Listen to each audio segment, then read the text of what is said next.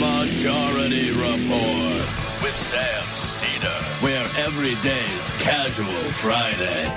That means Monday is Casual Monday, Tuesday, Casual Tuesday, Wednesday, Casual Hump Day, Thursday, Casual Thurs, that's what we call it, and Friday, Casual Shabbat. The Majority Report with Sam Cedar.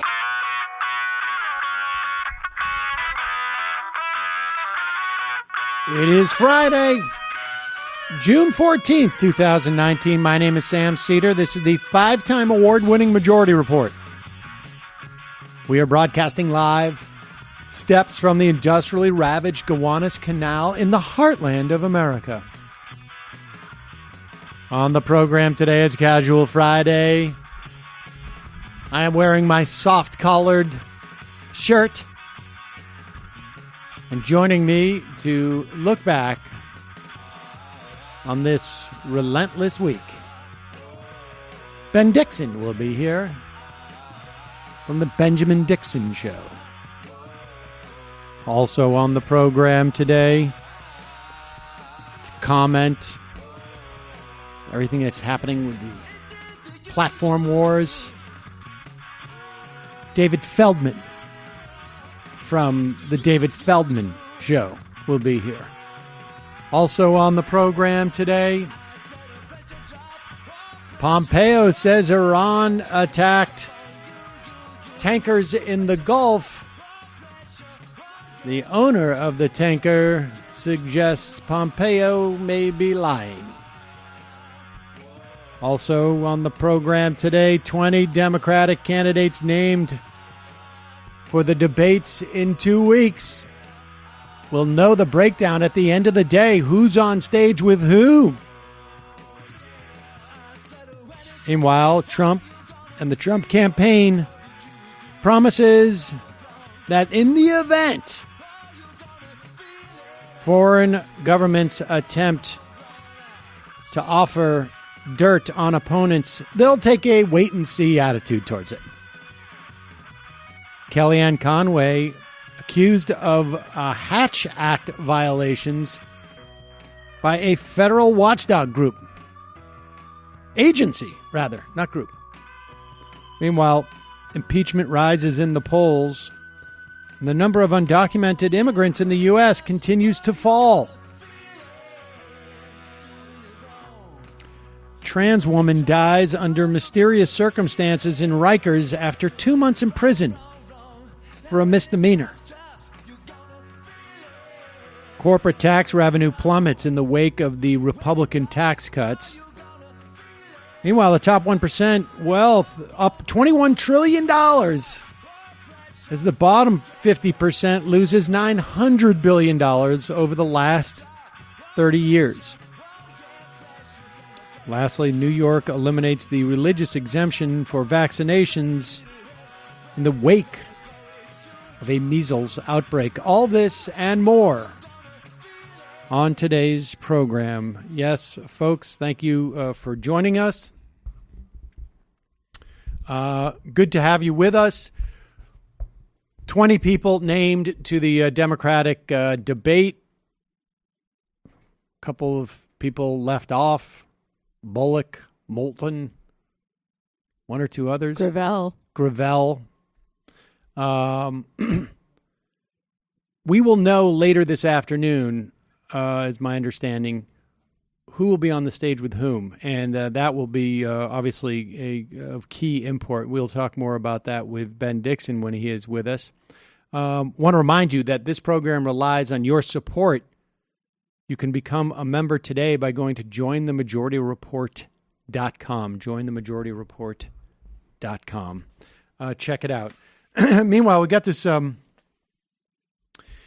has been a concerted effort by members of the U.S. government in the Trump administration.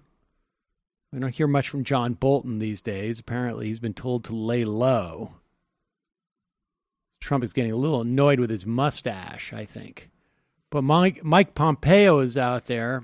There is a real attempt by forces in the State Department, at least, to go to war with Iran in some fashion. And we've had another attack on tankers I believe this was in the Strait of Hormuz. This follows up an attack that happened April 13th or somewhere around there. 4 tankers supposedly attacked.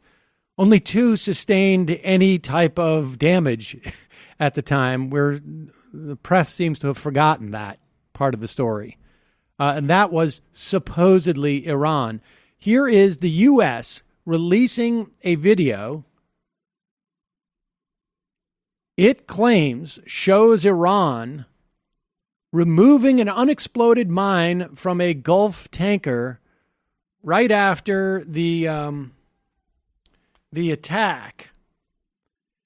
There is also Mike Pompeo has blamed Iran on this attack. President Trump went on Fox and Friends saying, you saw the boat. It has Iran written all over it. They didn't want the evidence left behind. They don't know that we have things that can detect in the dark that work very well. We have that. It was them that did it. Apparently, they now know that.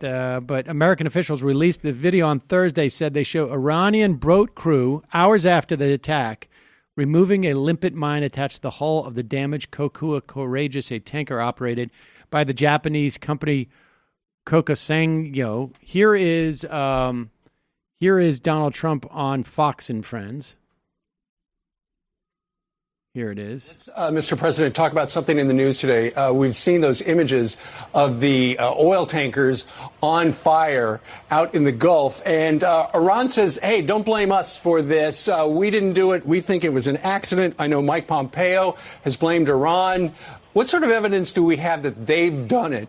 And what are we going to do about it?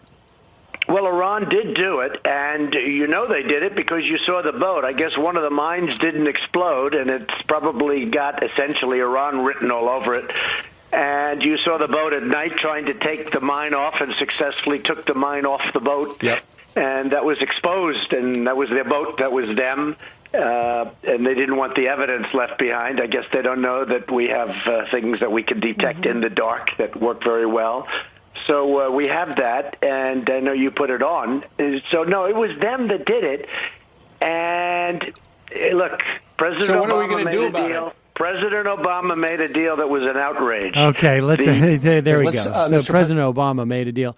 The only problem with this story seems to be that that the U.S. government, which seems hell-bent on blaming Iran for this story, this attack, that it was a function of mines put on the side of the boat. It's a super weird way of doing this, right? As opposed to like sort of, I don't know. But I don't know. I don't attack boats on a regular basis. Here's Marco Rubio weighing in. Not just the intelligence shows Iran was behind the Gulf attacks. Common sense does too. It's a fact that only the Iranian Guard, the Iranian, what is the Revolutionary Guard Corps Navy has the ability to place mine like these. Well, and it's surrogates who can conduct fast boat attacks such as this one.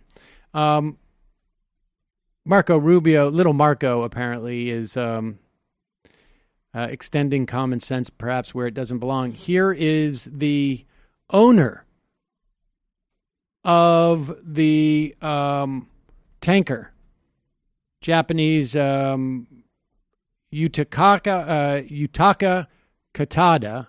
He is the president of the Kokuka Sengyo, is the company that owns the boats. Apparently, he wasn't clued in that the idea is to blame Iran and to blame Iran by attaching mines, because this guy, who does arguably have a vested interest, right, in not having his boats attacked, came out and said the following. I will read it because he's speaking in Japanese, but it's translated underneath. Go ahead. The crew is saying that it was hit by a flying object. They are saying that something came flying to put a bomb on the side is something that we are not thinking. Yeah. In other words, whatever that video is of, it's not of what happened. Well, and of course, I mean, Shinzo Abe was in Iran meeting with the Iranian leadership at the same time, which would be very odd timing. I mean, like Iran did say... They really want to stick it to Japan. I mean, well, that's the thing is Iran has no problem with Japan. I mean, has good relations with Japan and certainly no problem with Norway. And they have said that basically diplomatically the United States has to pay a price for lying and destroying this deal. But in actuality, all of the problems that they have with Iran have existed. Like, yeah, Iran supports Hezbollah. Iran is on different side of a proxy war in Syria. That's still the case. And ever since, I mean, Iran is still following the deal, even as they've pulled out of it. International monitors are basically saying like, well, Iran technically left to make a point, but they're still upholding it. So this is just ludicrous and, you know, obviously incredibly dangerous. And, you know, I mean, we saw the same thing in Venezuela. They're just very bad. You know, New York Times even did a debunk on the video that they were putting around suggesting that that the attack was done by the government, and then the video was clearly demonstrated it was thrown by an opposition protester, and that was debunked in a matter of weeks. I mean, usually these lies, like in Vietnam and Iraq, take years. Maybe people do learn lessons. Well, I think it's also a question of maybe the technology is such these days. I think that's definitely part of it, of course. There is just too many other ways in which things can get debunked, and it's too hard for stories to be put out there and not be responded to. And it would be interesting to even, you know, it would be interesting if we had the ability to go back in time and see what would have happened in the buildup to the Iraq War had there been, frankly, Twitter and YouTube and Facebook. If stories from McClatchy that debunked what was going on in terms of the march to war, if they had been widely disseminated as opposed to being on, you know, page 18 of the Times occasionally or something like that, but picked up another life on social media, it would be interesting to know. Maybe in some way we have... we don't really have a way of testing it, but in some way that maybe we have the ability now with social media to stop major things like this, right? Like even Yemen, to the extent that there has been an attempt, obviously it passed in the Senate and the House. It was not veto proof to stop our support for the Yemen conflict. But I wonder if that could have happened 10 years ago. No, because even just the fact that people centered it as we're literally supporting, and I will use the word genocide now, was not getting any press attention. I mean, that was the MSNBC didn't talk about it for a year. Yep. And actually, I do want to note that Twitter actually did censor a group that was reporting they were showing visuals of the atrocities on Twitter, and Twitter said that it was in violation of their standards. So that's a good thing to note about the failures of these companies as well. But I agree, no way it would have happened in a different media environment. Unfortunately, our current government really doesn't care if a war has popular legitimacy or not, or if the basis has been widely debunked by the media. I think Trump cares about the popularity. I think it actually, every time there's a setback for things like this and it filters to him, this is actually an example of where his specific nutty personality matters. Right. Last time, a month ago, he was with the generals, apparently. Was like, what? We're getting into a war. I don't want a real war. I just want to make it look like I'm being tough. I want to talk tough. I want to look tough. Tough guy. So no war, just tough talk. Maybe his nutty personality will save us in this instance. Well, a strong example of better him than Pence in this type of area, for sure. Yeah, fair enough. Tough. I'm going to be tough. He likes to send the tweets, but fighting a war is a bit much. I can send tweets, but I can't take them. Folks, One of today's sponsors, Skillshare. Anyone who goes to skl.sh/Majority Report 4 is going to get 2 whole months of totally free access to Skillshare's entire library, super quality online courses and tutorials. Let's leave this one in for members today. Skillshare is a vibrant online learning community, offers courses on everything from design to video editing, photography, business, technology, cooking, meditation, everything in between. There's Skillshare courses for everyone. You'll have no problem finding a course that will be useful to you both in your personal and your professional life. Whether you want to sharpen your skills with something you already love doing or whether you want to learn something totally new, Skillshare got you covered. They have courses for entrepreneurs, courses on computer coding, courses on making a healthy dinner, web development, self-motivation, learning new languages, procrastination, not how to procrastinate, but how to stop. You name it. If you want to fine-tune that skill set. Part of what I am getting for Father's Day is I'm going to be allowed to watch 2 Skillshare videos on Sunday. Yeah, with the kids. Of course, they're going to be yelling and screaming. But I'm going to do that lucid dreaming one. That's the one I've been thinking about. And the perfect week. Productivity habits that stick. Using time theming. Yep. Interesting indeed. You can get 2 entire months of free access to every single course offered by Skillshare by going to skl.sh/Majority Report 4. Just think of everything you'll have at your fingertips for 2 whole months. Again, that's skl.sh/Majority Report 4. I put a link underneath this video. If you're watching on YouTube or if you're listening, we put a link in the description. Check it out. All right, quick break. When we come back, Ben Dixon.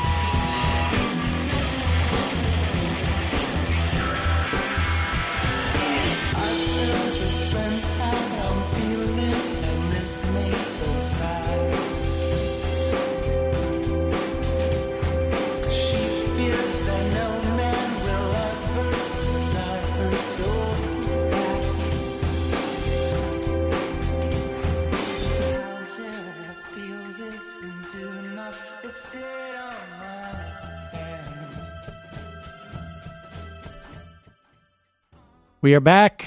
Sam Cedar on the Majority Report on the phone. It's a pleasure to welcome back to the program the proprietor of the Benjamin Dixon Show, Ben Dixon himself. Ben, welcome to the program. Hey, Sam, thanks so much for having me, man. It's always a pleasure. So we were just talking about the latest attempt to blame Iran for an attack on these tankers. Mm-hmm. What do you think? I mean, if this is the way that that John Bolton and Mike Pompeo are going to get us into a war, it seems to me to be a little bit thin gruel, right? I mean, yeah,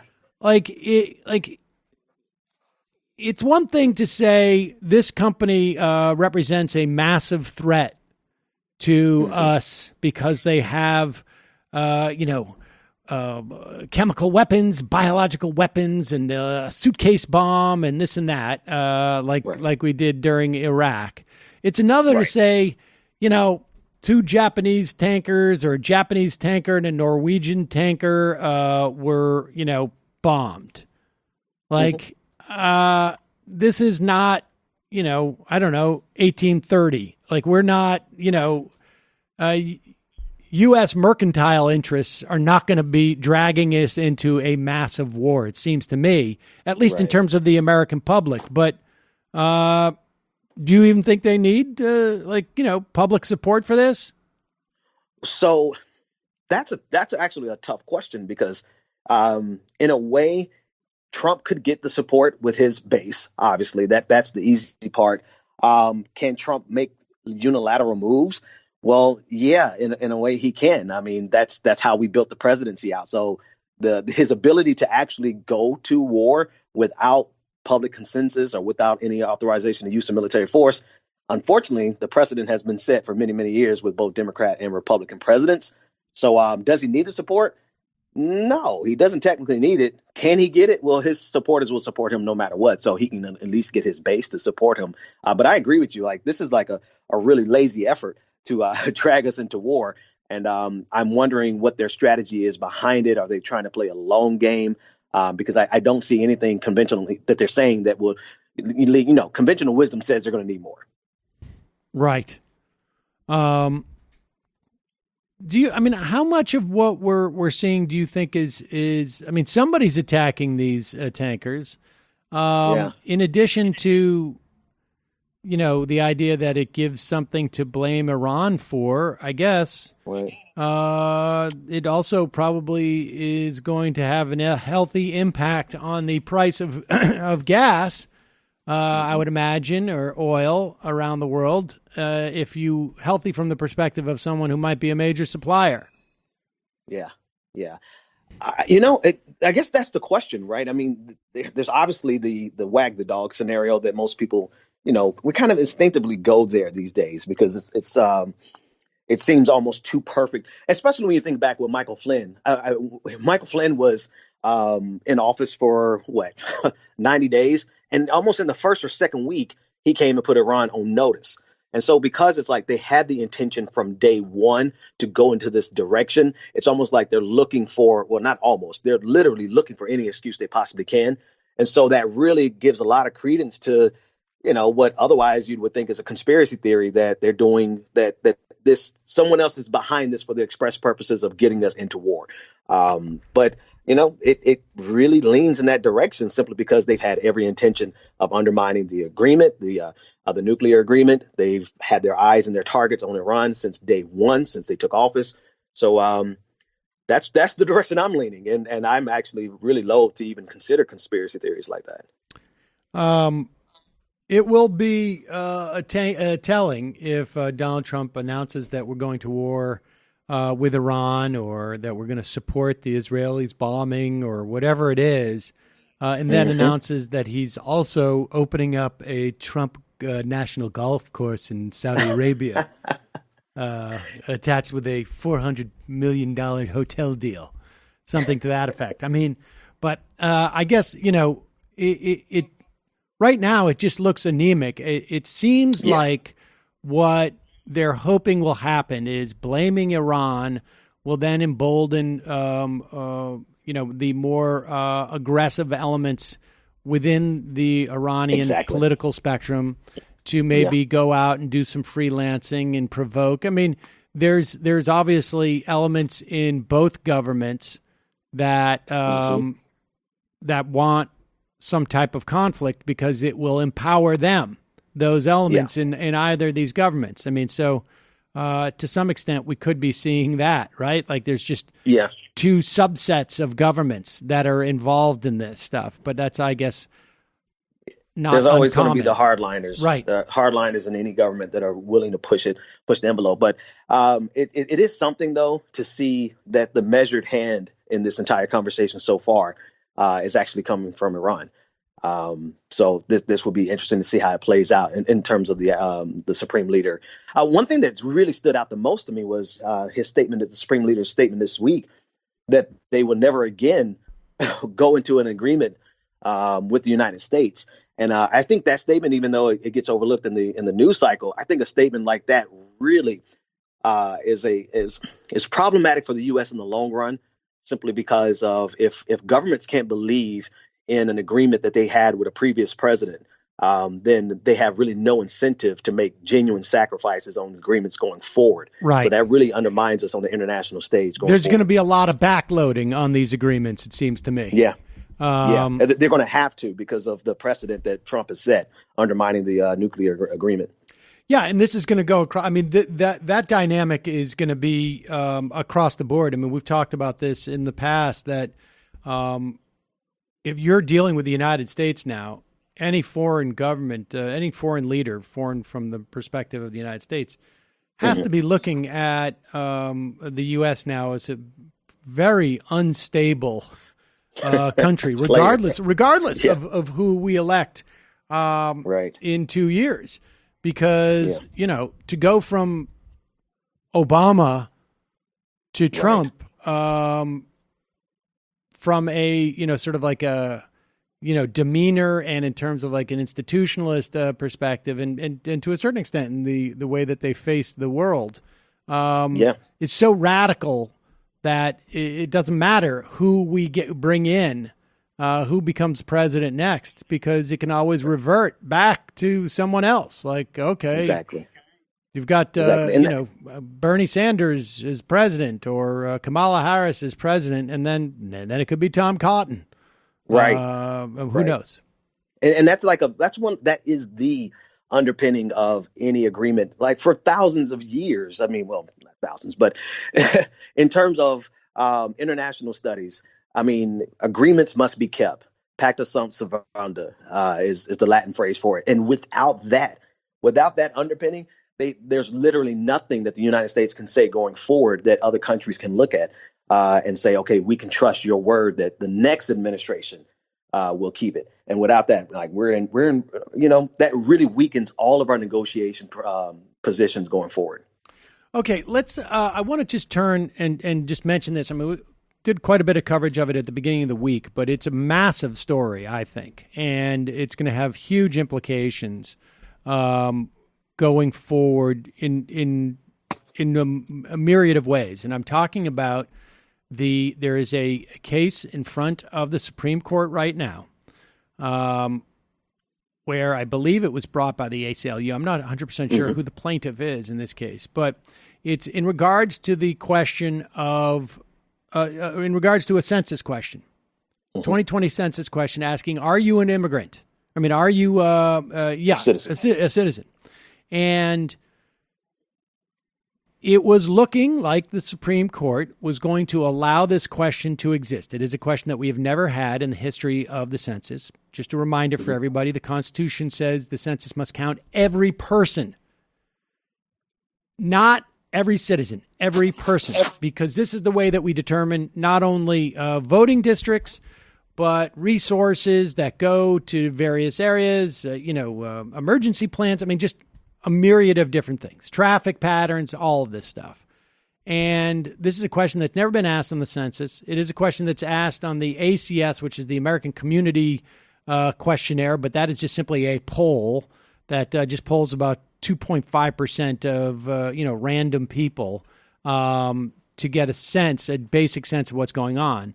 This census, its critics of this question believe that it will depress the count and specifically scare off a lot of immigrants, both legal and undocumented.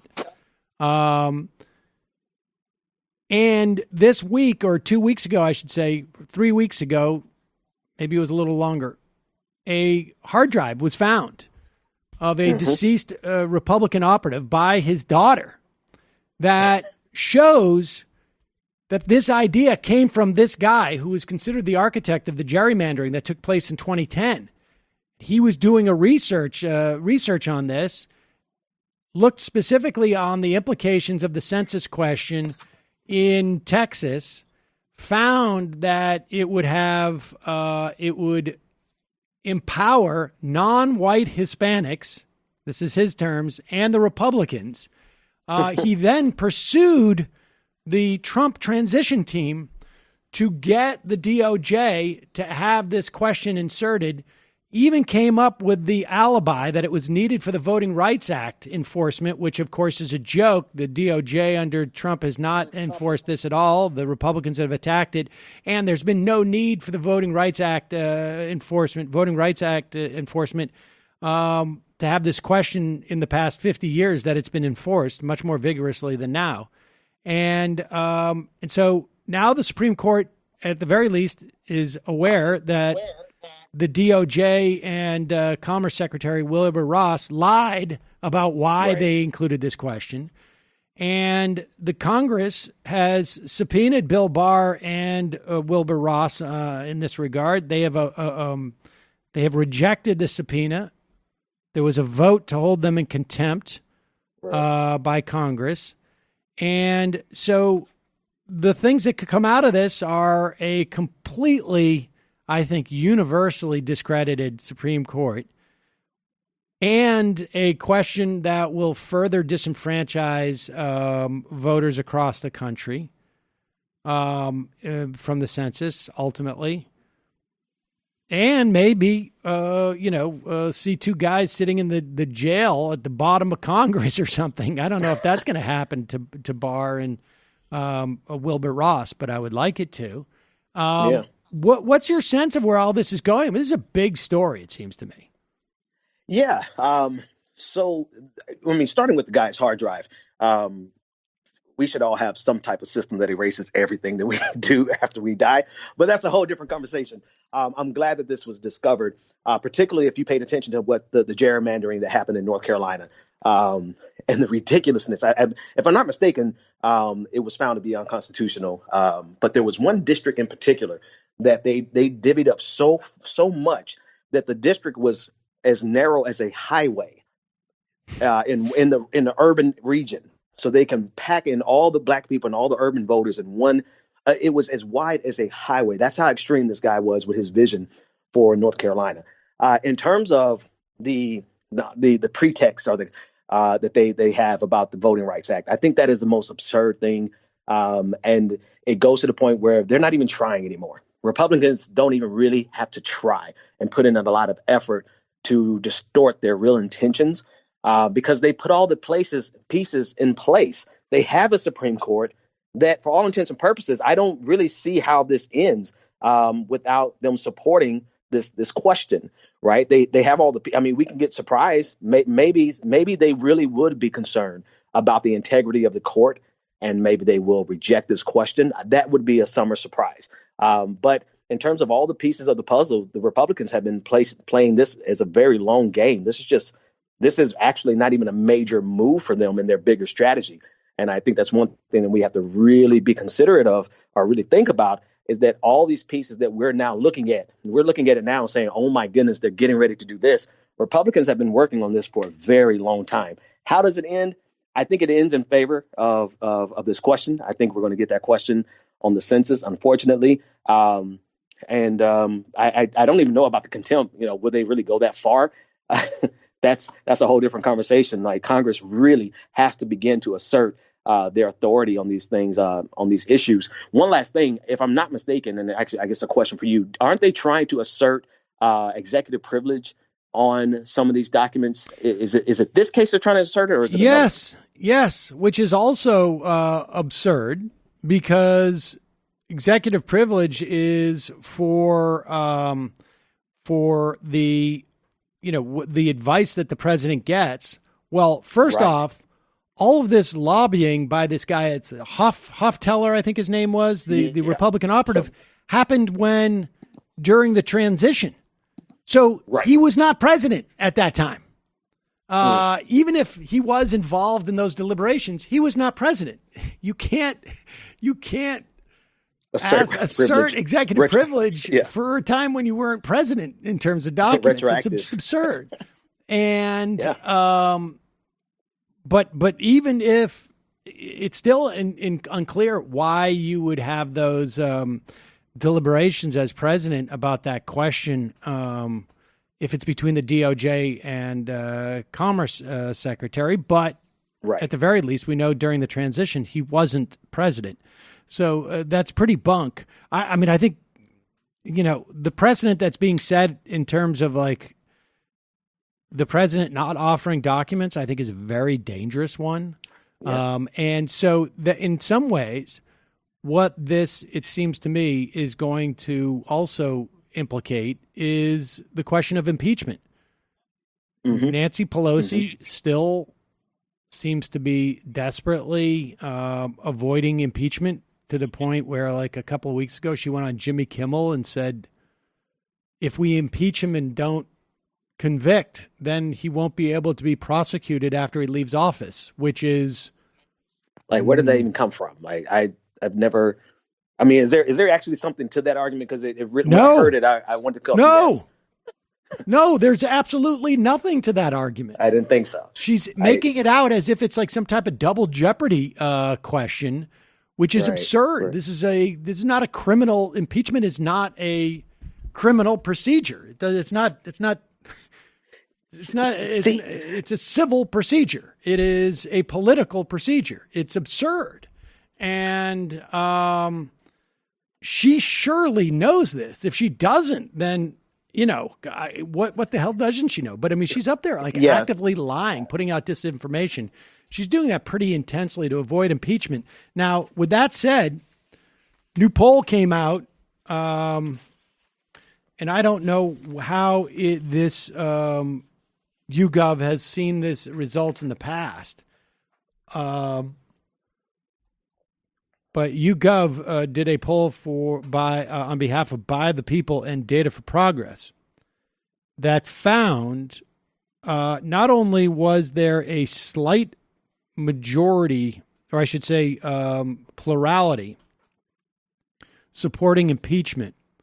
47% of Americans either strongly support or somewhat support an impeachment inquiry to President Trump. In fact, I think it's like close to 37% strongly support and only 36% strongly oppose.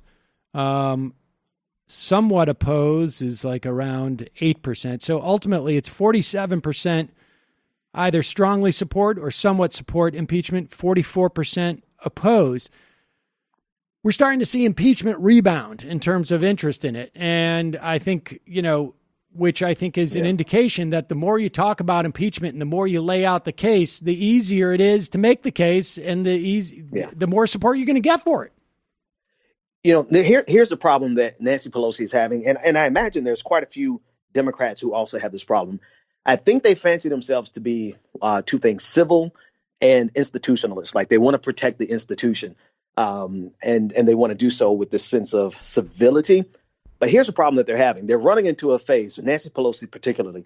We're at a stage that if you are a true institutionalist and you want to protect and defend the Constitution, then you're really going to have to put your money where your mouth is and go through with this. I mean, it's been easy to be an institutionalist before because people respected norms, right? When people respect the norms and the institutions, well, it's easy. We can all go out and have, some brandy after work if that's still what they're drinking. But now we're dealing with a guy who has no regard whatsoever for norms and institutions. And the only way that you could actually protect and be an actual institutionalist is if you use the mechanisms that the Constitution gives you to protect it. And they're not willing to do that because it's been so easy to sit back and just protect the institutions because everybody had the civility and had the decorum. And now we're dealing with a guy who not only is not civil, has no decorum, but he has an all-out assault on the norms and the respect of the institutions and refusing to turn over documents and advising people in his administration to ignore subpoenas. I mean, we're really in dictatorial territory, and we have a Speaker of the House who is afraid of protecting the institutions. Well, what good are you? What good are you at this stage? I would say two things. One, I would say the Republicans that have been attacking norms for an extended period of time, right? I mean, prior to Trump. And I would say that it's not even norms when we're talking about answering a subpoena. That's just the law, right? Like I mean, that's just like there are two functions that Congress has, and if oversight is basically gone from Congress, you're now getting into an all assault on the Constitution, right? I mean, this is what checks and balances is supposed to be, and so the idea that you would ignore that is really stunning. All right. Yeah. Let's turn to the Democratic debate because in 2020, because this just been announced literally 3 minutes ago. And this is a big deal, and I'm mad. I'm a little bit mad. But here it is. Democratic debate night 1.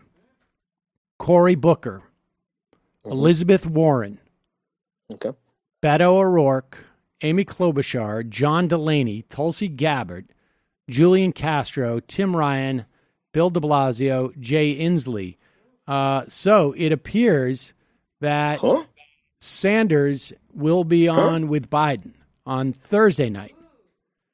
Sanders, Harris, Biden, Buttigieg, Bennett, Marianne Williamson, Swalwell, Gillibrand, and Andrew Yang and Governor Hickenlooper.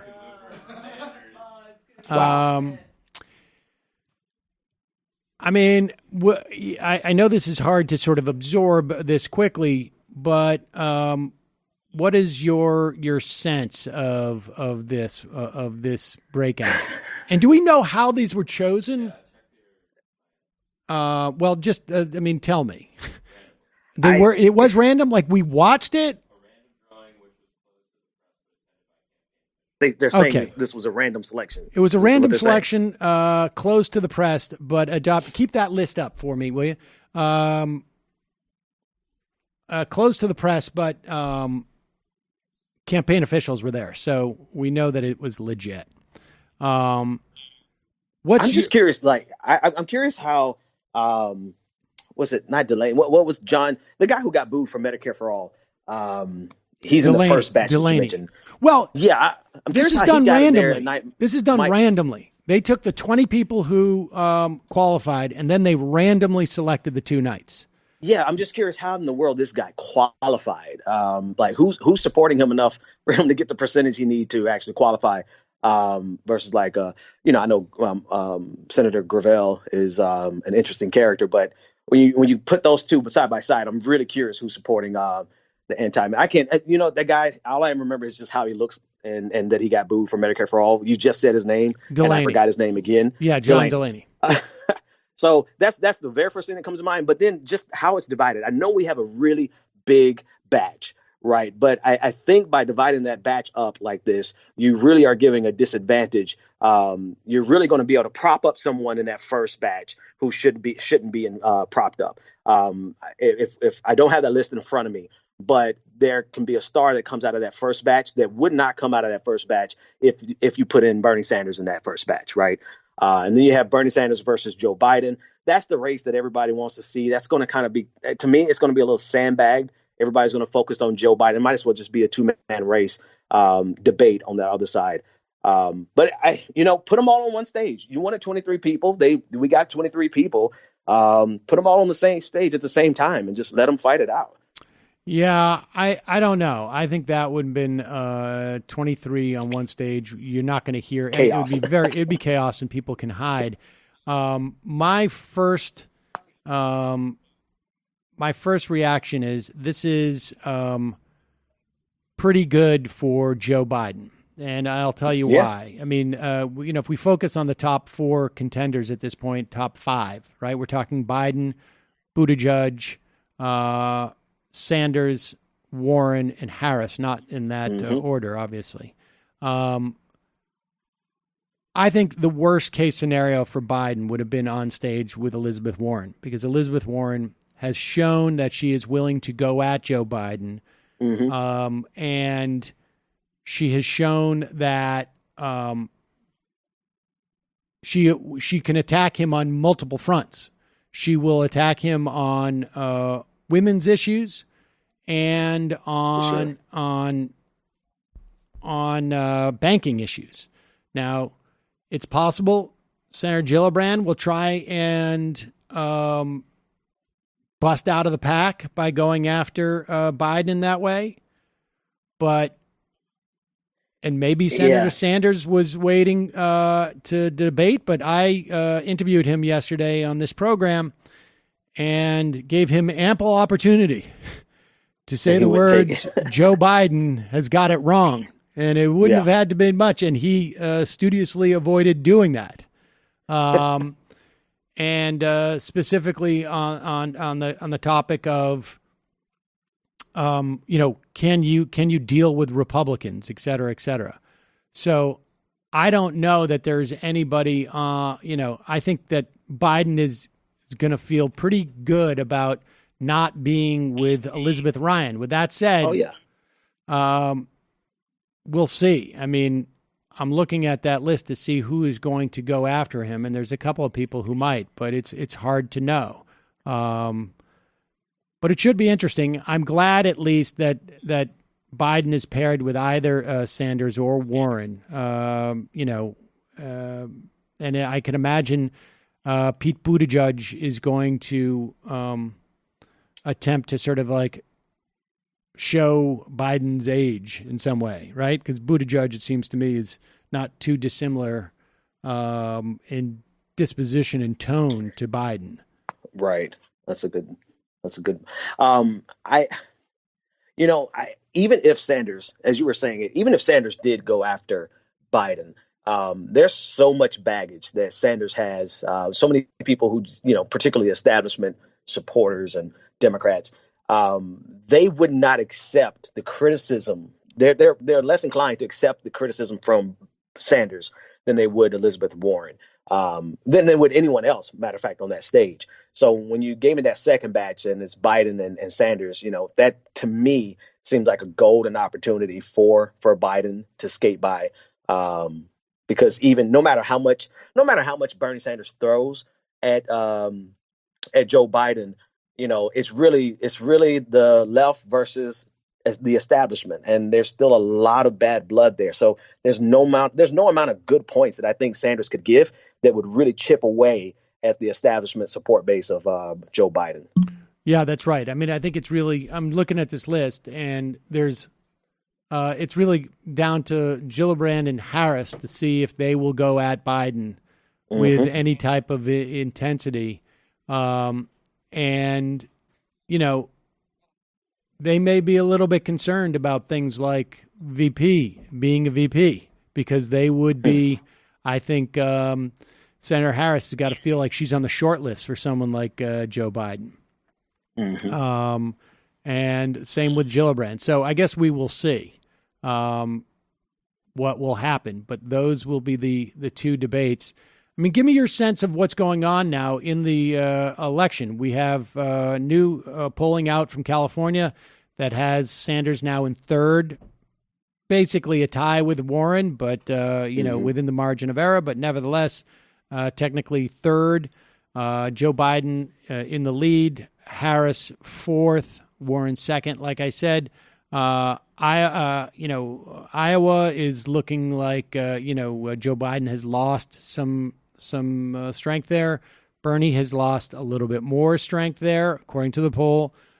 Warren and Buttigieg are really almost statistically tied with not quite with Sanders, but pretty close.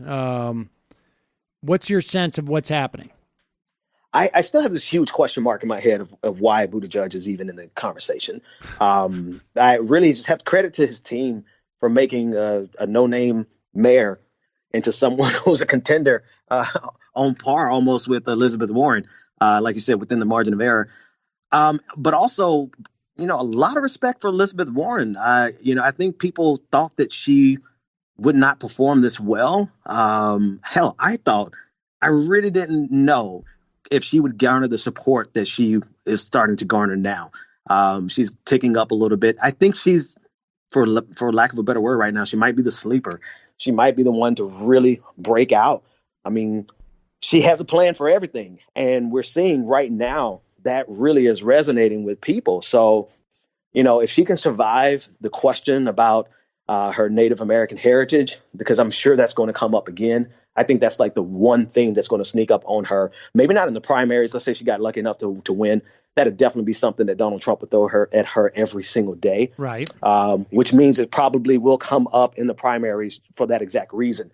If she can survive that and she keeps rolling out these plans when there's not a lot of meat on the bones of everyone else's plans, I think she can really, really do well. I also don't know why.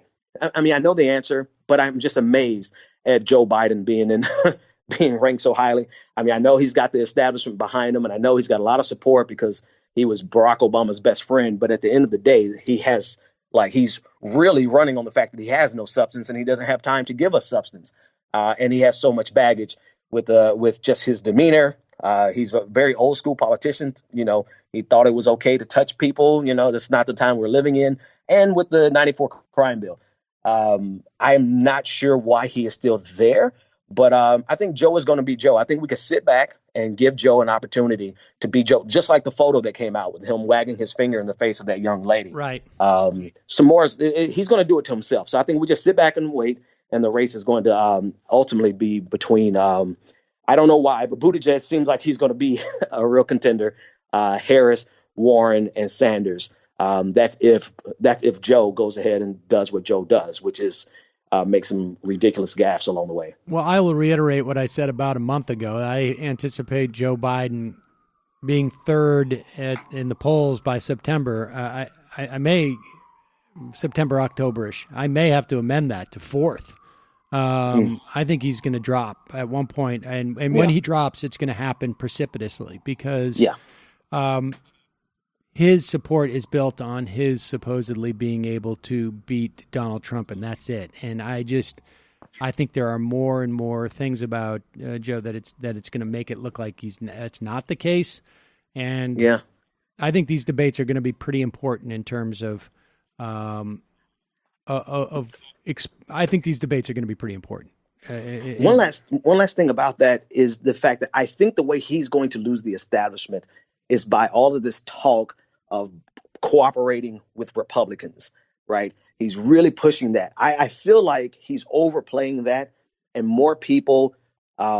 It's just a sense. I don't know the data on it at all, but when you think about the quote unquote resistance and all of the energy that people have put into fighting the back against not only Donald Trump, but the Republican Party, I think he might be overplaying this idea that Democrats want to get back to normal. I agree. I agree with that. I think the polling has shown at the very least that we are at one end of the spectrum for where it's been, and it should be even greater as far as I'm concerned, with Democratic voters wanting to compromise with Republicans because it's clear there is no partner there. It is clear that you cannot compromise with them. And it makes Biden, it seems to me, look like he's out of it.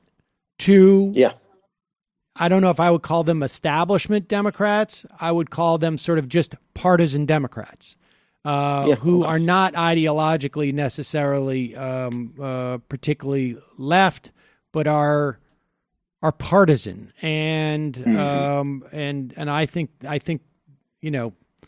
certainly Warren has been taking that posture. Sanders has been taking that posture of fighting against these forces. Sanders a little bit less has been talking about Republicans, it seems to me, but maybe he has. But it'll be interesting.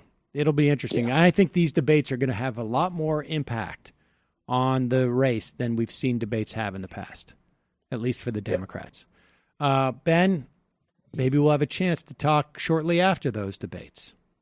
Hey, sounds like a plan. Looking forward to it. All right, man. Thanks so much. Folks, check out the Benjamin Dixon Show on YouTube. Go subscribe to it right now. Yes. All right. Appreciate that love, Sam. All right, Appreciate man. it. Take it easy. Take care, man. All right. Bye-bye. Go subscribe to it right now. So there it is. The list of who's going to be on that debate. Ooh. I gotta say, I think that there's more support for Bernie out there than the polls are showing. Because aren't the polls usually, they talk to likely voters? And that's a tough thing to predict when you have a candidate who could potentially be bringing in a whole new constituency, particularly of young people who don't always vote. Yep, possible. Has there been a big change, though, in the it's possible that there are people who are going to support Bernie that have not been counted. But nevertheless, we're also comparing poll to poll. So there's no reason to believe that the polls that showed Bernie with 5-10 more points in Iowa a couple of months ago had counted those people, and this new one doesn't, right? Like, the point is that within those polls, there's been a drop. The likely voters, right? No, I understand. And my point is that unless the models have changed within the same polling outfit. Isn't it possible that his support among the traditional likely voters has dropped, but his support among the unlikely voters has gone up, or who's considered to be unlikely voters? I mean, I suppose. But it's still not a good thing for him to drop under any sector. Yeah, I don't want this to become a self-fulfilling prophecy, you know? Well, with as much as I think that we have some power here, I don't think we have the ability to sway what's going to happen in Iowa. So it's, I'm not too worried about that. I think it's quite possible that the organizing that Sanders has done in terms of Walmart, in terms of McDonald's, in terms of teachers across different states, across the country, it could very well be that from an organizational standpoint, they're going to get more people in the Iowa caucus. Warren basically went all in Iowa. She bet everything on Iowa, which was, we'll be able to tell later as to whether it was a good bet or not, but it appears to have been a good bet. She could not afford to not come in first or second or a close third in Iowa. I think she knows that. But coming in, even coming in second in Iowa, taking some out of Biden, if Biden comes in first, although I don't think he is, frankly, is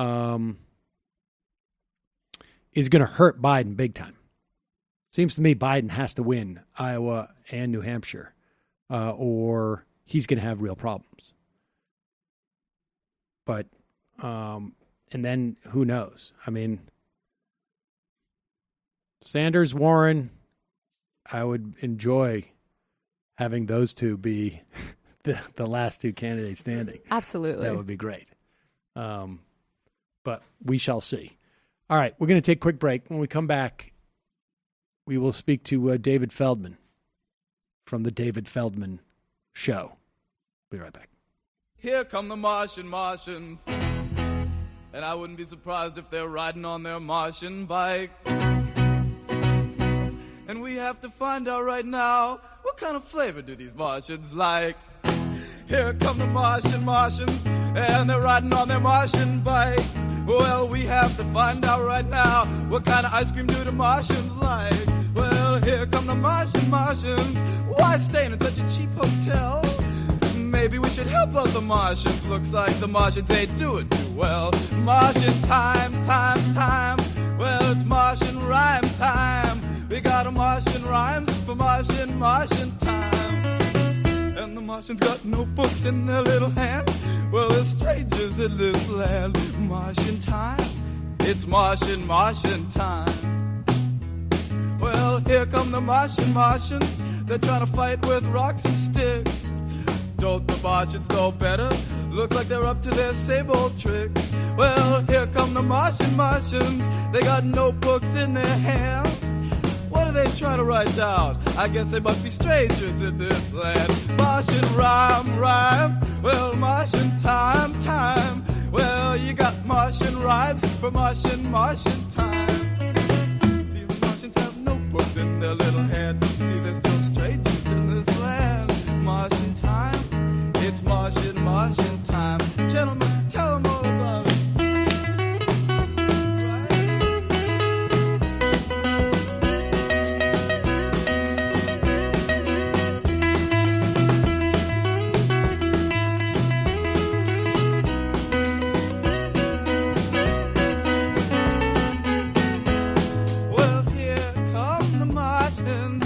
Up a Martian cake.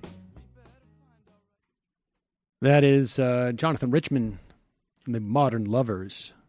For those of you who listen to the audio version of this show, for those of you who watch this show, you heard nothing.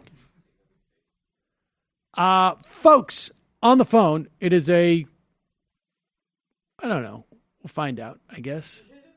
Potentially a pleasure to welcome back to the program the host and proprietor of the David Feldman Show, I believe it is, that runs both on a Pacifica station out in L.A., is my understanding, and also is available as a podcast. David Feldman, welcome to the program.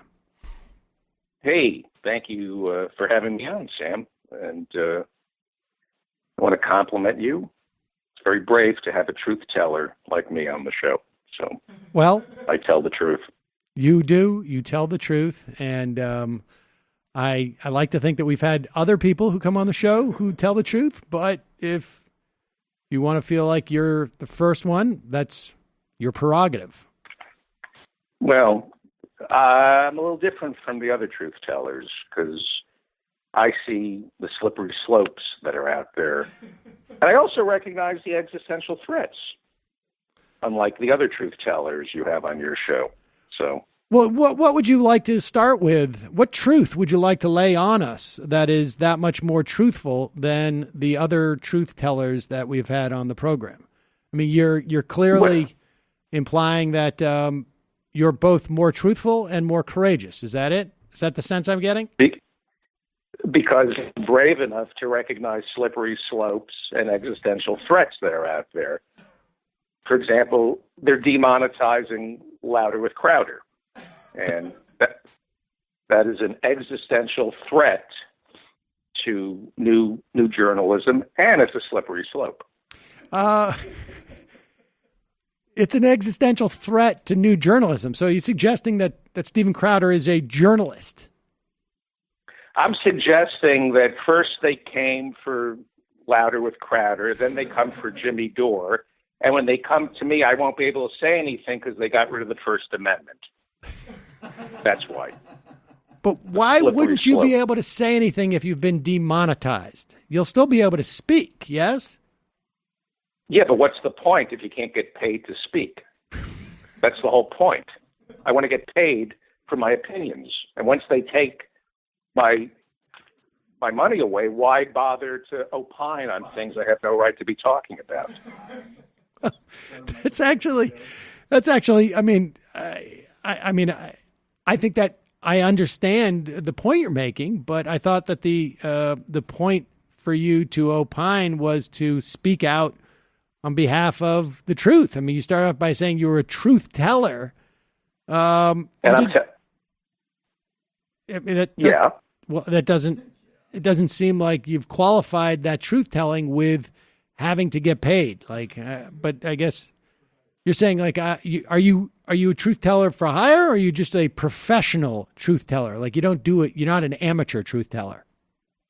Hey, I read a book 2 years ago. Okay. And I repurpose that book every day on my show. I just regurgitate this book that I read in different ways, and I layer on emotion, right. And it's very compelling, and I should be paid for that because I believe what I'm saying, and I want to get paid for that. And occasionally, I cross the line and reveal how misogynistic and racist and homophobic I truly am deep down inside. But hey, I'm a comedian. Sometimes I don't know where the line is. And I want to get paid for trying to negotiate that line. Because it's an existential threat and a slippery slope to demonetize these guys. And, you're glib. You're glib. Well, all right, wait a second. Before we get to my glibness, Totally true. I have to ask you, what was the book that you read? Listen, Liberal by Thomas Frank. I read it 2 years ago. That's all I need to know. Okay. I read that book 2 years ago, and I can go on 5 days a week and just repurpose that, just with a little screaming and yelling. Sometimes I cry. I make it about me, like Jon Stewart testifying by the House Judiciary Committee. Standing ovation. Did you see that? Yeah. Standing O. Now, wait a second. Standing. Now, do you take issue up. with Jon Stewart's testimony because he wasn't paid? He wasn't paid, but it was really good PR, good exposure. Good exposure. Standing ovation. And he told Congress to do its job, which was very brave, to tell the House Judiciary Committee to do its job. I mean, who talks to the House Judiciary Committee like that other than Candace Owens?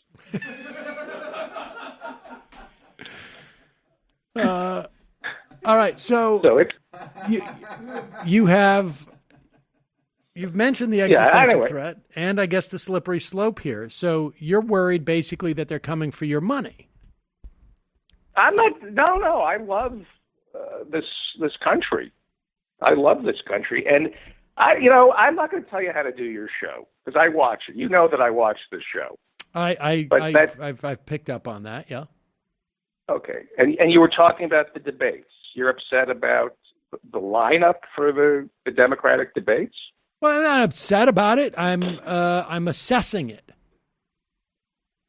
Yeah, because you're not a truth teller and you don't see slippery slopes. Don't you think the debates are an existential threat to the Democratic Party? Well, in what respect? Well, why are they having debates? Why do the Democrats have to have this circular firing squad and shoot themselves in the foot by debating? This is exactly what Trump wants. They want us to divided and arguing and fighting among ourselves. We should be having. I'm a Democrat. Wait, right? wait. No, Hold on. Wait. There are two particular types of absolute asshole personas that you seamlessly move in between, David Feldman, and I feel like now we're going from certain web personalities to certain MSNBC personalities. All of a sudden, where are we? Which direction are we going in? I do not like ad hominem attacks. When you just called me Feldman. Yes. Why bring my religion into this? Can't I have a conversation without you calling me Feldman? Well, it sounds like you have a strong case for YouTube. Now you don't do. Well, now wait a second. You're upset about the circular firing, the debate, which you call a circular firing squad, where Democrats are going to be going after Democrats. It's Democrats once again never missing an opportunity to miss an opportunity. What are we arguing about? Why do we have to have these debates? It's exactly. Do you think there should be no primary whatsoever? I mean, that would be the logical extension there, right? No, I think there should be primaries for the same reason I wear clothes. You know, it's good to hide things and not reveal everything. But this is an existential threat. Trump and Joe Biden. Joe Biden is the guy. I know you think. Go ahead. Did you see Joe Biden this week? I did. In fact, we have video of Joe Biden talking about Donald Trump. Let's play a little bit of that since you brought it up. Here is, is this an ad that Joe Biden did? It's a campaign video where he's talking about a pledge that he's going to sign or that he actually signs on camera. So here it is. Here is Trump, asking for 30,000 emails. Russia, if you're listening, I hope you're able to find the 30,000 emails that are missing. Folks, this is simple. American elections should be decided by the American people, not by Russia or any other foreign power. Donald Trump doesn't think it matters if candidates for presidency accept damaging information on other opponents from foreign governments. I believe he's dead wrong. Your campaign this time around, if foreigners, if Russia, if China, if someone else offers you information on an opponent, should they accept it or should they call the FBI? I think you might want to listen. There's nothing wrong with listening. I won't be part of any attempt to undermine our democracy or public confidence in our institutions. In February, working with our close Democratic allies in Europe, I helped develop a pledge that we encourage candidates running for office to take, promising they would use no disinformation in their campaigns or tolerate outside interference. I said then that were I candidate for office, I would sign the pledge. Today, I'm making good on that promise. And then he signs the pledge there. I also noticed that in the background he had a bunch of books on the windowsill. One of them was Mr. Putin, I see. What are the other books that he's got there? Anyways, you want me to respond to that? I'm afraid I'm going to end up lording my deep intellect over you guys. But that's why we have you here. Please, okay, do lord. That I am shocked that ad is still running because it is identical to the Lyndon Johnson Daisy ad that he had to pull in '64 against Goldwater. That is so daring for him to do something like that. And that's a game changer, that ad. I can't believe he had the courage to do that. That's the Daisy ad from '64, and they're going to pull it because that's not, he's playing rough with Trump, you know? So you think that's just a go at him, like, and that the signing of that document on his page, on his desk is the equivalent of dropping a nuclear weapon? He took Trump out behind the gym and punched him in the face. That's what Joe Biden did. And he shouldn't do that. That's not who Joe is. But sometimes, Joe has to throw down, and he just did it. You know what Joe said? Well, middle-class Joe? What did middle class? Middle-class Joe. Yeah. Middle-class Joe. And he is middle class because if he were part of the upper class, he could have afforded a better facelift. That he's a man of the people, right? You should be demonetized for that joke. Yeah, that was very mean. That is very odd hominem. Odd hominem. Homina. What are you, Ralph Cramden? That's that Michael. Was a Cramden reference. Yeah. No, Joe Biden. You know what he said this week? You know what Joe Biden said this week? No. Which no other candidate has said? What's that? He called Trump an existential threat. Yes. To our country. He literally said that. He said Donald Trump is an existential threat to America. And your guy Bernie or Elizabeth Warren, what do they talk about? Student loan debt, climate change, health care. But Joe Biden, he goes after the really big stuff. Existential threats. It's true. He's going after. What's Bernie's plan? What's Bernie's plan on existential threats? Well, I think his plan is probably just to win the presidency. That's, I think, what everybody's plan is. Bernie's plan is to defeat existential threats by just winning the presidency. Well, actually, isn't that what Joe Biden's plan is? Like the way you get rid of. He said Donald Trump is an existential threat. Right now, he's just a blip. But if he stays on for 4 more years, he'll be an existential threat. Yeah, well, actually, Bernie drew some pretty powerful historical parallels in his speech the other day, and I think he wants to not only get rid of the threat of Trump, but of the conditions that lead to Trump and Trump-like things, David. Or Feldman. Oof. Like what? Like what? What's more important than an existential threat? You tell me. I see us at existential threat level orange. That's how bad it is right now. Did you wait? Did you work on that system with Rob Reiner? Great man, Rob Reiner. When Harry Met Sally, I watched that movie and I go, I want to know who directed When Harry Met Sally, and whoever directed that movie, he's going to tell me who to vote for.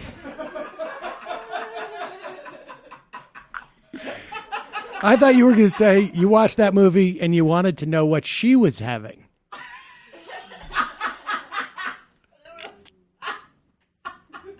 Yeah. Right?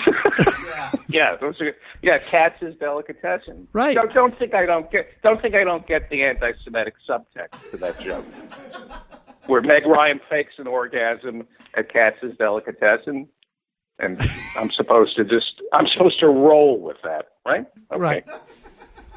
In other words, other words, that if you're like if someone is having an experience with a Jew, that they could only have a fake orgasm. I want to talk politics. I don't want to talk religion with you. I understand. I understand. So, David, Joe Biden has named an existential threat. His solution is to win the presidency. And you are waiting for any other candidate to talk about what they perceive as existential threats. Is that what you're saying? No, I think it should, in all honesty, it's his turn to be president. And I don't see why we have to debate this. But, we need to get rid of Trump. That's all. And so are you calling for basically everyone else to drop out of the primary? Is that what's going on? I'd like people to stay in, but I think they should have a debate, but the debate should be how great Joe Biden is. That's what we should be debating. Like, what do we love most about Joe Biden? David, are you at all concerned that the same attitude you have now was potentially basically the same attitude that led us to picking Hillary Clinton, and that didn't work out so well? I love her because I support women. I love women, and she was a female, and it was her turn. She waited in line. She took the number at the bakery and waited patiently. At Katz's. But wait. She took the number at Katz's. Now, if it was, why isn't it? It was her turn. Why isn't it a turn for a woman this time? Because this is an existential crisis. And it's not Elizabeth Warren's turn, or Kamala Harris's turn, or Cory Booker's turn.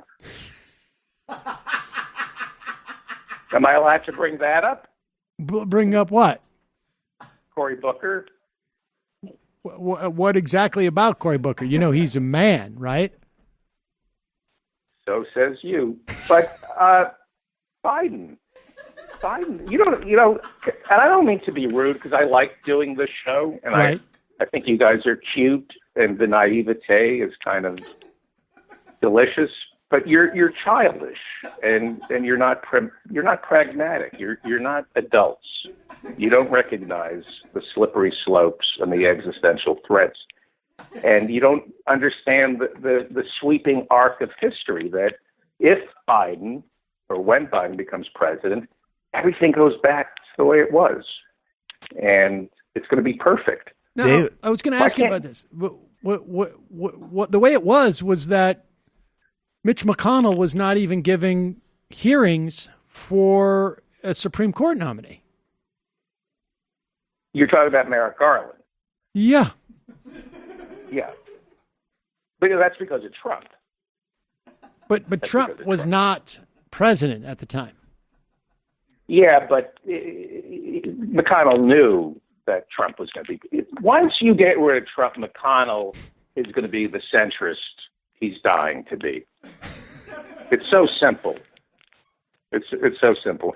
Because Joe knows how to negotiate with McConnell. And Joe was better than Obama. Had Joe nominated Merrick Garland, McConnell would have approved him because Joe knows how to negotiate. That's fascinating. Is there any other differences between Joe and Barack that you could identify that might have led McConnell to be more receptive to Joe, David?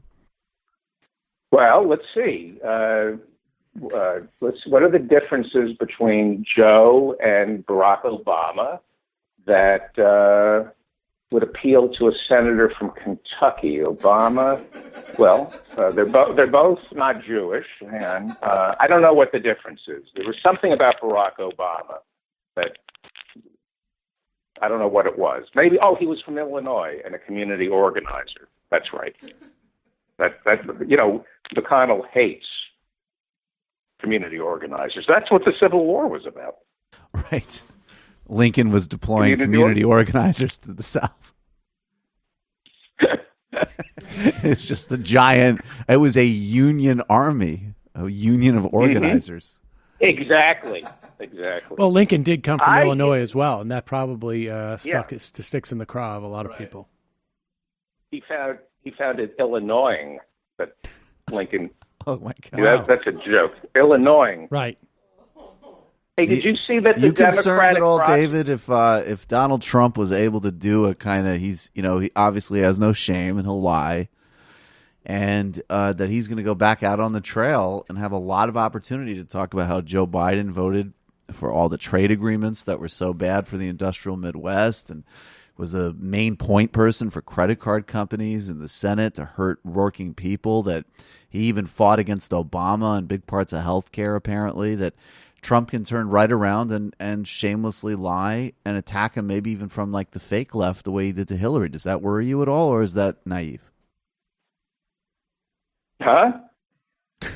But I don't know what you're talking about Biden. Well, I'm talking about Joe Biden's record. What happened the last time? The firefighters support Joe Biden. He's middle class. He's a union guy. I don't know what you're talking about.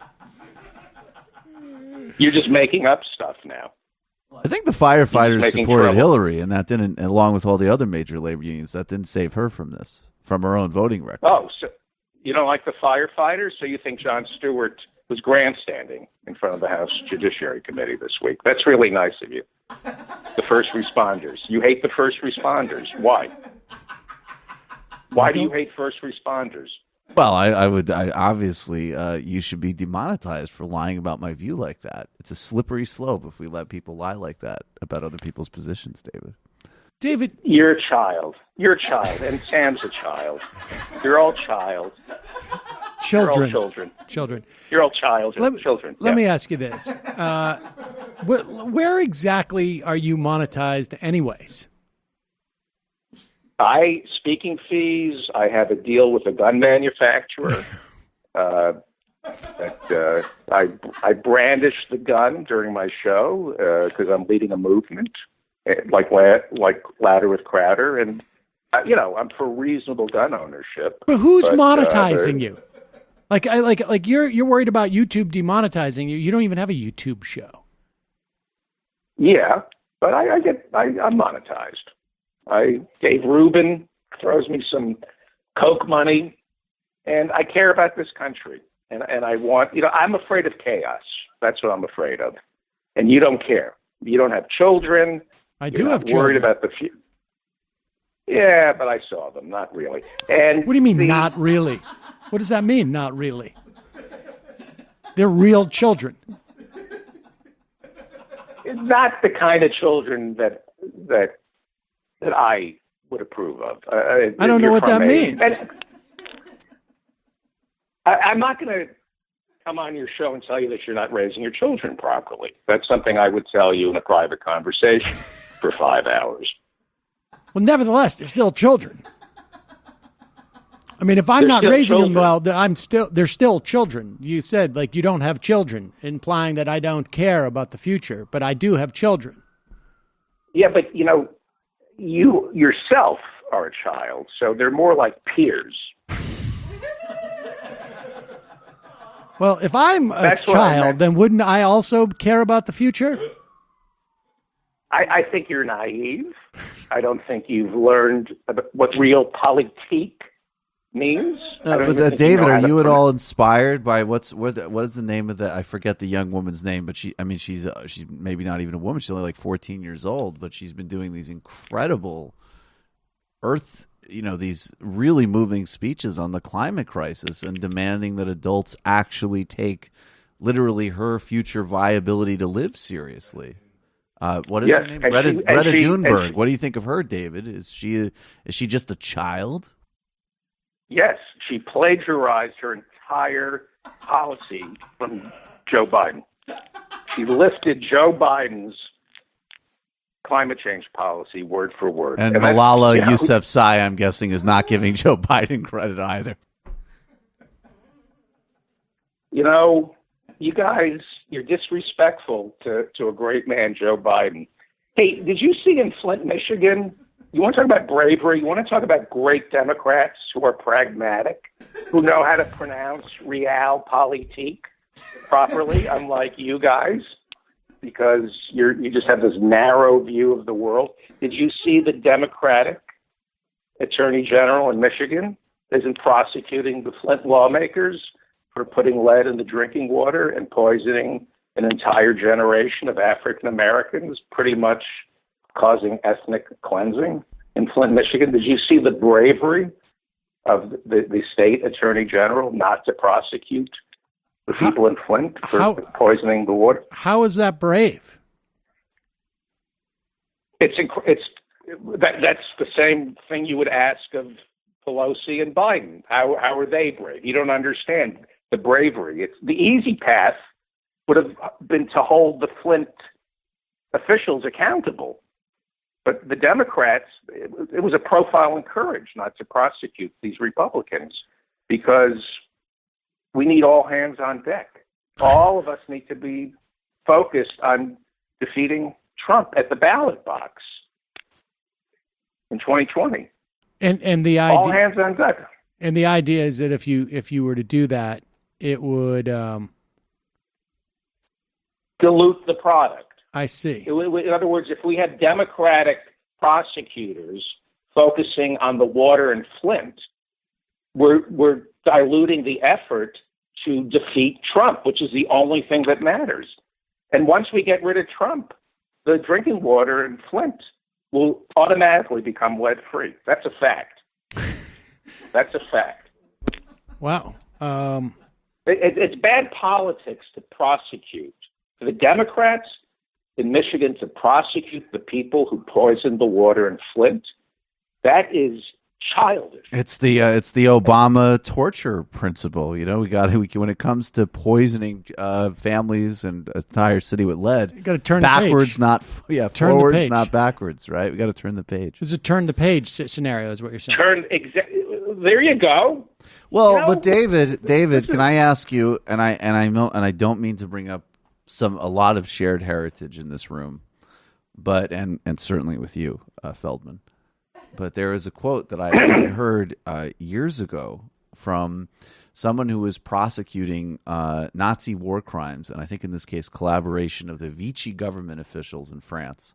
And there was a Nazi guard that they were bringing charges against in the 90s, and someone said something to the effect of, can't we just move on? And the prosecutor said, you can't turn the page until the page has been written. What do you think about David? You're talking about Klaus Barbie. I don't think it was Klaus Barbie. Klaus Barbie was in Latin America. I think they found Klaus Barbie in Latin America, but I think Klaus Barbie was the French collaborator. Right, Sam? Barbie? I think he was the. I thought he was the head of the doctor, right? I know that was Himmler. I thought. Himmler is no. No, that was Mengele. Mengele, right? Exactly. No, Barbie. I don't know if it was the French prosecuted Barbie. Oh, I have all the training. No, he was the head of the SS and Gestapo. Barbie. Yeah, and he. Oh, you're right. Yes. He was known as the Butcher of Lyon. Absolutely. Yes. And then he. And boy, the Butcher of Lyon. I will tell you something. You get a pork chop from that guy, so lean. I'm just saying. And then he went into the Holocaust business, and it was all downhill. But we should be demonetized for that joke. It's a slippery slope. He then went. He went to Bolivia and worked for a cocaine government in Bolivia that was backed by the CIA and had a paramilitary that worked for drug cartels. Oh, you're right. And he was extradited to France in 83, and then he died in 91 of cancer. So there you go. Well, the page must be written and read. And then turned. The page must be turned. Like, for example, we were talking about. But sometimes you don't have time to write it, and you don't have time to read it, and so you just turn it. You turn the page. For example, I had a Ken joke, like a Barbie and Ken joke. Right. But that time has passed. I've turned the page and moved on, and I'm not going to do a Barbie and Ken joke because I've turned the page. In other words, that page is gone. Well, I'm going to take Can I criticize? Do you mind if I? Because we've had fun. Right. We've had a spirited debate with very few, may I say, ad hominem attacks. Okay. But I have a problem with your business model. Well, let's get to it because my business model requires that I let you go shortly. You ask your listeners for money, and I give to NPR, and I'm going to ask you a question. Do you think I should give to you or to NPR? I think you should give to us, of course. Mm-hmm. Did you know that Steve Inskeep from NPR only makes $500,000 a year? I was not aware of what Steve Inskeep makes at all. No. Jesus Christ, $500,000 a year to do that? How does he live? I mean, so meanwhile, you're asking me to give money to the Majority Report when poor Steve Inskeep and Scott Simon are only making $500,000 a year. I got to be honest with you. We've played clips of Steve Inskeep, right? Yeah, not that impressive. Not impressive. But I got to be honest with you. I don't listen to NPR, so I really not 100% sure. Are these guys on a lot? If you listen to NPR, you would stop asking listeners to donate because we need to support the truth tellers at NPR. They are on the front line. They're on the vanguard. They don't waste the listeners' time putting Glenn Greenwald on or Noam Chomsky or Ben Burgess. If we lose NPR, that's an existential threat, and we would. Would you say that NPR is the Joe Biden of media operations, David? Well said. I wish I had come up with that. If we lose NPR, we will no longer hear original voices like Sarah Vowell, David Brooks, the New Yorker's David Remnick, and I can't live in a world where I don't spend my weekends listening to 10-year-old archives of Click and Clack. Or George Will. Did you know that they have George Will on once a week waxing poetic on baseball? You never do that. No. Yeah, and who's going to berate me for voting for Jill Stein in New York if not NPR? Well, exactly. We might. Yeah, I was going to say, that sounds like a job for me. I have a tote bag for that. Here's something you'll never hear on the Majority Report. Baseball is a metaphor for life. That's something you never hear on the Majority Report. Is that Scott Simon or George Will? That's George Will. I read that book. That's George Will. Yeah. But you read the book, but you're too afraid to talk about it on your show. It's true. Unlike NPR. I mean, I forgot about it. I read it like 30 years ago. It's an old book. No, you rather waste your listeners' time prattling on about Lula and the Sudan, unlike Ira Glass, who cuts through the noise and tells us the truth about Brazil. They consider all things. They can all things considered. Last week, Ira Glass on This American Life introduced me to a barista working in Astoria who brews a roast made up of coffee beans from Brazil and Sudan. And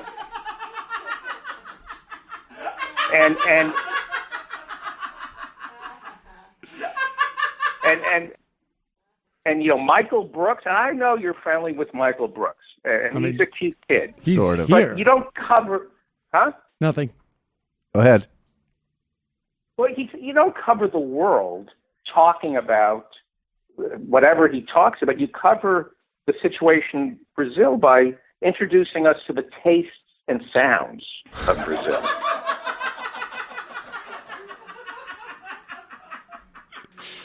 Because I'm white, and I'm college educated.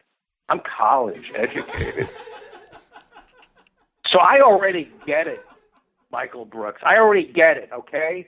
What do you get, David Feldman? I don't need to hear you go on and on about Lula in Brazil locking up Bolsonaro. We get it. Lula is Trump. I went to college, Michael Brooks, okay? I don't need to keep hearing this over. How many times do I have to be told that Bolsonaro is being held in prison? So you get that Bolsonaro is an iconic left-wing political prisoner. You understand the point.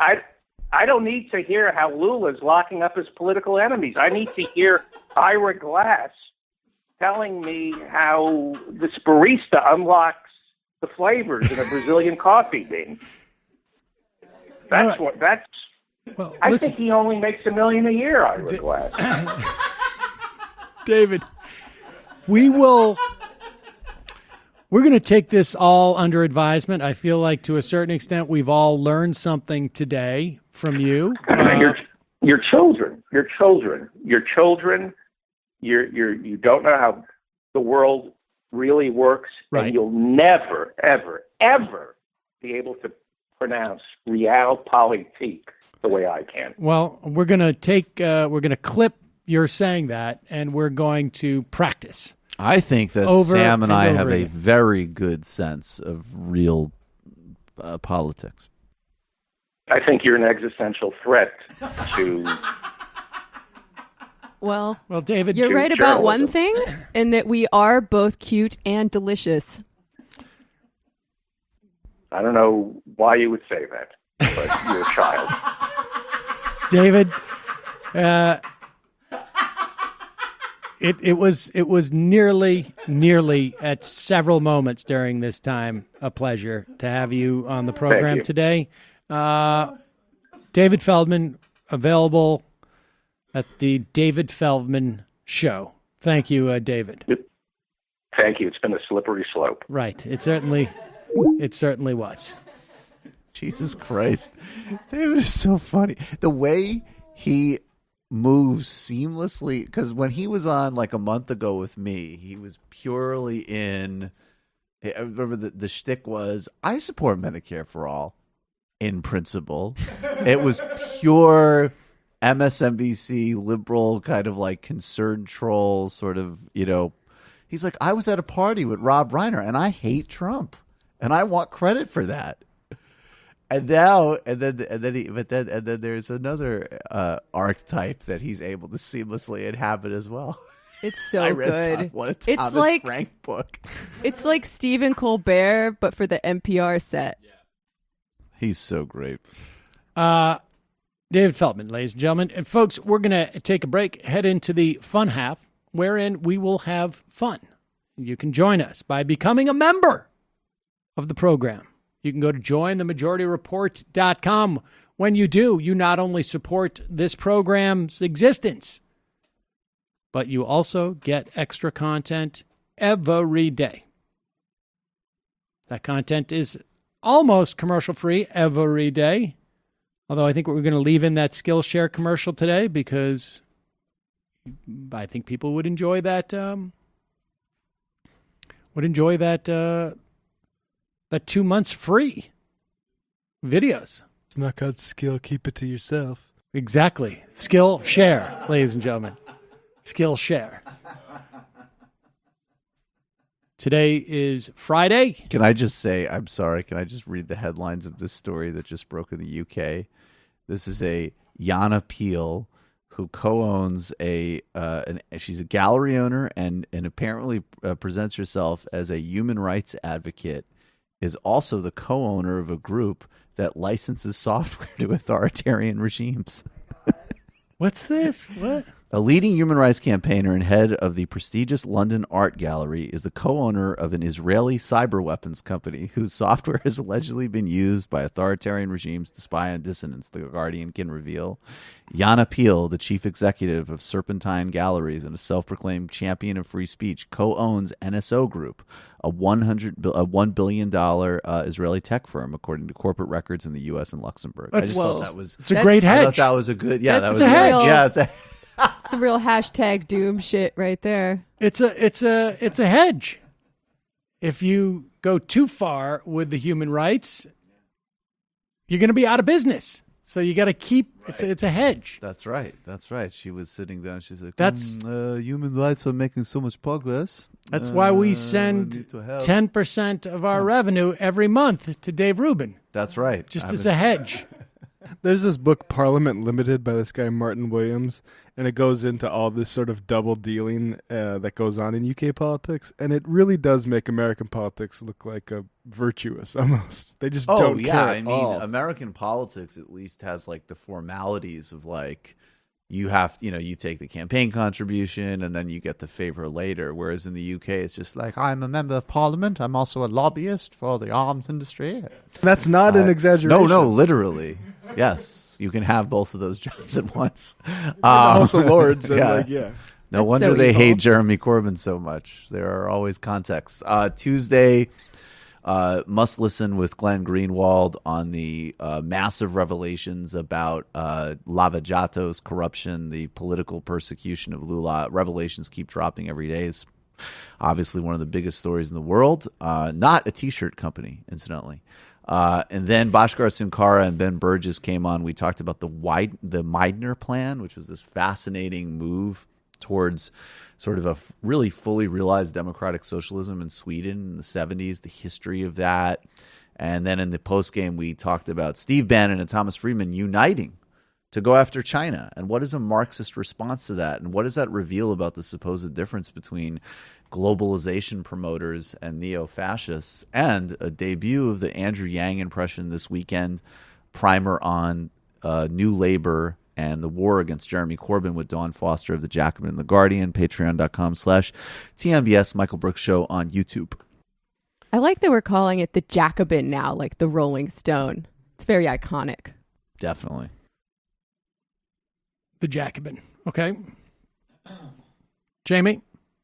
This week on the Antifada, we had a great time talking with Ben Burgess about logic, milkshakes, and messy bitch Marxism.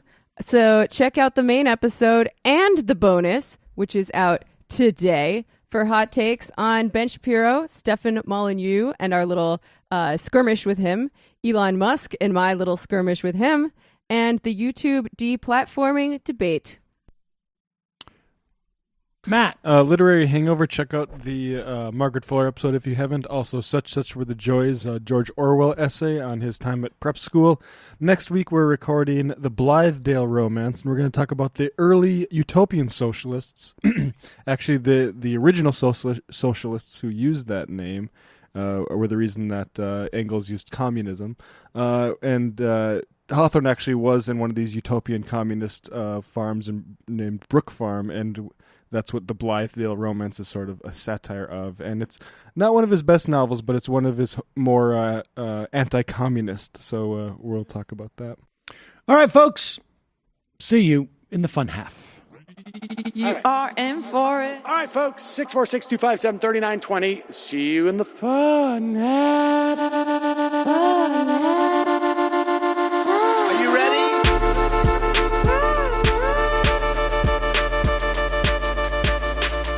Who sent us this? Alpha males are back.